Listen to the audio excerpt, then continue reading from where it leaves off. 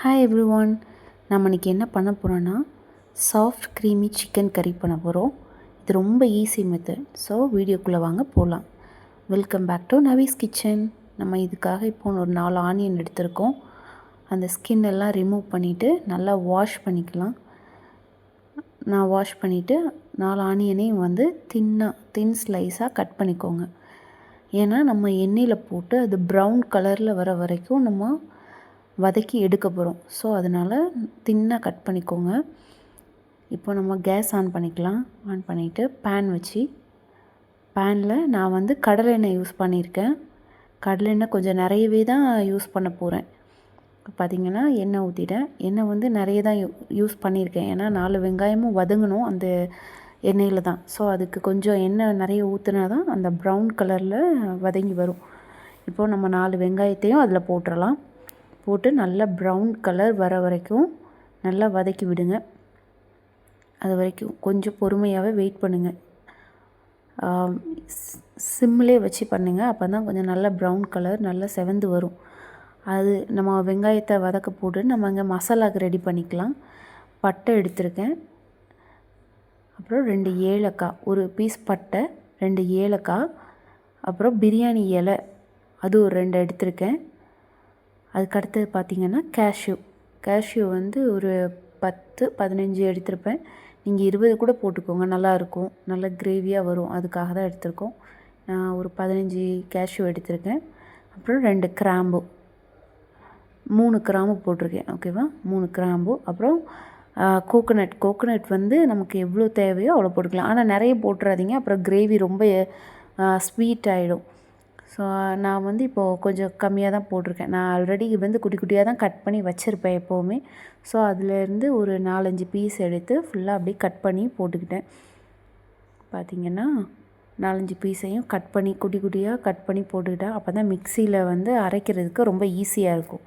So cut பண்ணி போட்டுட்டு இதை ஒரு பக்கம் வச்சிடலாம். இதுக்கப்புறம் நம்ம இப்போ என்ன பண்ண போகிறோன்னா மசாலா ரெடி பண்ண போகிறோம். மசாலாவுக்கு 4 பவுடர் எடுத்திருக்கேன். ஃபஸ்ட்டு டர்மரிக் பவுடர், மஞ்சத்தூள் எடுத்திருக்கேன். மஞ்சத்தூள் ஒரு 1/2 ஸ்பூன் போட்டிருக்கேன். 2வது வத்தத்தூள், சில்லி பவுடர். இது நல்லா உரைக்கும். ஸோ அதனால் 1.5 ஸ்பூன் எடுத்திருக்கேன். 1.5 ஸ்பூன் வத்தத்தூள். அதுக்கப்புறம் கரம் மசாலா ஒரு ஸ்பூன் எடுத்திருக்கேன். எல்லாமே சின்ன ஸ்பூனுக்கு தான் எடுத்திருக்கேன். 1 ஸ்பூன் எடுத்திருக்கேன். அதுக்கப்புறம் காஷ்மீரி சில்லி பவுடர் வந்து ஒரு ஸ்பூன் எடுத்திருக்கேன். இப்போ பார்த்திங்கன்னா தயிரும் எடுத்து வச்சுருக்கேன் ஒரு பவுலில்.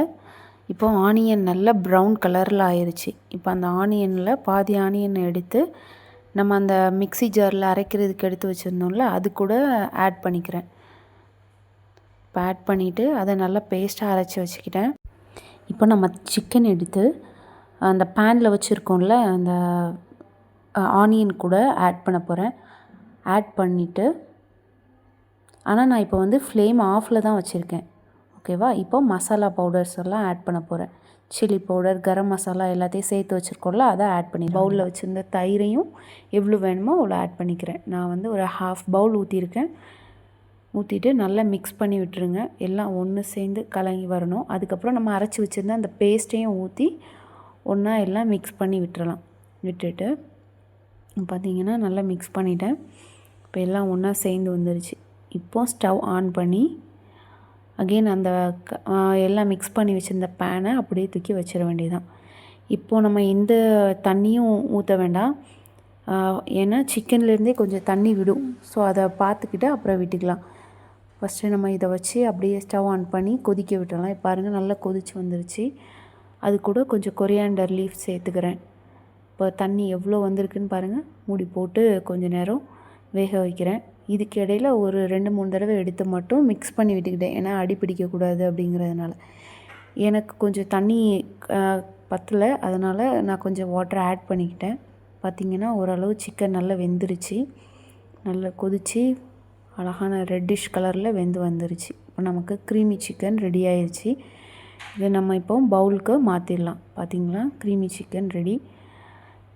இது கூட வச்சு சாப்பிட்றதுக்கு பரோட்டா ஒரு நல்ல காம்பினேஷன். நாங்கள் அன்றைக்கி பரோட்டா ரெடி பண்ணோம். ஸோ க்ரீமி சிக்கன் பண்ணி பரோட்டா வச்சு சாப்பிட்டோம். இது சப்பாத்தி, பூரி, இட்லி, தோசைக்கும் நல்லாயிருக்கும். எப்படி இருந்ததுன்னு கமெண்ட் பண்ணுங்கள். நம்ம சேனலை லைக் பண்ணுங்கள், சப்ஸ்கிரைப் பண்ணுங்கள்.